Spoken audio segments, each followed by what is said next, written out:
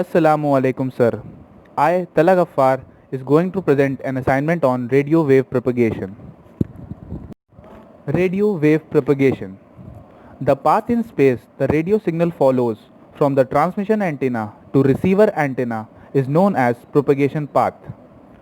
Based on propagation path, modes of propagation for radio waves are: number 1, ground wave propagation; number 2, tropospheric propagation; number 3, ionospheric propagation. Ground wave propagation. In this mode of propagation, the transmitting wave will move from transmission antenna to the receiving antenna along the ground. It is utilized for short range communication. Induced signal has opposite phase from the normal signal. As the distance increases, magnitude of propagating signal decreases by large amount due to attenuation by the earth. It is used for low frequency operation. As for the high frequency, attenuation of signal is more. You can see this from the diagram above.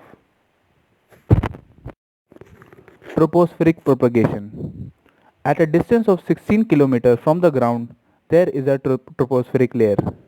The transmitting waves from the transmission antenna after scattering from the tropospheric layer is received on the receiver antenna. You can see this from the image below.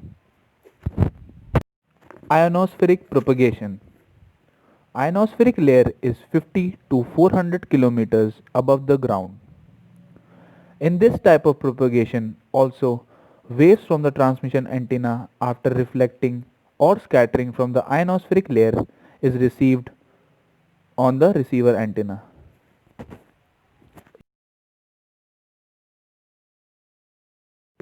Sky wave propagation. Combination of tropospheric propagation and ionospheric propagation is also referred as sky wave propagation.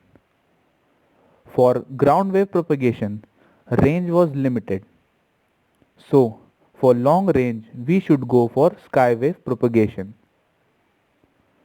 We use 3 MHz to 30 MHz of frequency for sky wave propagation. If frequency more than 30 MHz is used, then the signal might penetrate the sky layer and will not get reflected back.